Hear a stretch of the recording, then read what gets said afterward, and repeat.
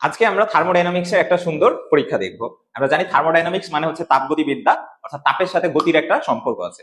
এছাড়া তাপ কি এক প্রকার শক্তি, এবং এই শক্তি দিয়ে আমরা কি কাজ করতে পারি। তো আজকের এক্সপেরিমেন্টটায় আমরা দেখতে পাচ্ছি যে এইখানে একটা বিকার আছে এবং বিকারের নিচে কি দেওয়া আছে, এটা হিট এনার্জি সোর্স দেওয়া আছে, হ্যাঁ, যে এইখান থেকে হিট যাবে। তো আমি ধরলাম যে এই পাত্রে এইখানে একটা পিস্টন আছে, এইটা একটা পিস্টন, আর এর ভিতরে কিছু গ্যাস আছে। তো এখন এইখানে যখন আমি তাপ দিচ্ছি, ধরলাম যে আমি কিউ পরিমাণ তাপ দিচ্ছি, তো তাপ দেওয়ার ফলে কি হবে, এই ভিতরে যে বায়ুর কণাগুলো আছে, গ্যাসের কণাগুলো আছে, এগুলা ছুটাছুটি করা শুরু করবে, এদের গতিশক্তি বেড়ে যাবে, এদের মধ্যে অনেক সংঘর্ষ হবে এবং গতিশক্তি বৃদ্ধি পাবে এবং ছোটাছুটি করবে। এখন সাথে তাদের কি এইখানকার টেম্পারেচারটা, এই গ্যাসের টেম্পারেচারটাও কিন্তু বৃদ্ধি পাবে, ঠিক আছে। তো এটার ফলে কি হবে, এই পিস্টনটাকে এই গ্যাসগুলো উপরের দিকে উঠাই দিবে। তো এই পিস্টন গুলা এখন আমাদের সাপোজ এই পজিশনে চলে আসলো।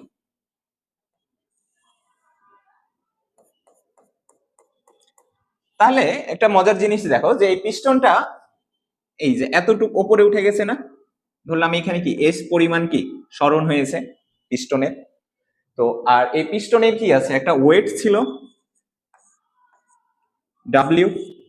তাহলে এইখানে পিস্টনের কি সরণ হয়েছে, তাহলে আমরা বলতে পারি যে কৃত কাজ W equal M G into কি এস। এম হচ্ছে পিস্টনের ভর, জি হচ্ছে অভিকর্ষ ত্বরণ, আর এস হচ্ছে কি পিস্টনের সরণ। তাহলে এখানে আমরা কি দেখলাম, যে আমরা এখানে কি দিচ্ছি, হিট এনার্জি দিচ্ছি, তাপ শক্তি দিচ্ছি, এবং তাপ শক্তির ফলে কি হয়েছে, এইখানে পিস্টনটা উপরে উঠে গেল, অর্থাৎ পিস্টনটা কি করলো, মুভ করলো, এবং মুভ করার ফলে আমরা যে কাজের মানটা পাইলাম, এই কাজটাকে কি বলে, এই কাজটাকে বলে মেকানিক্যাল ওয়ার্ক বা যান্ত্রিক কাজ। তাহলে এইটার মাধ্যমে আমরা কি, যে আমরা ইঞ্জিনে কি করি, ইঞ্জিনে তাপ শক্তির ইনপুট দিই, আর ওই ইঞ্জিন দিয়ে আমরা যে কাজটা পাই সেটা হচ্ছে কি একটা মেকানিক্যাল ওয়ার্ক বা যান্ত্রিক কাজ।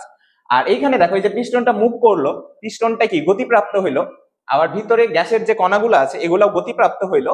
এইখান থেকে আমরা বুঝতে পারছি যে তাপের সাথে গতির একটা সম্পর্ক আছে, এই জন্য আমরা এটাকে একসাথে বলি তাপগতিবিদ্যা।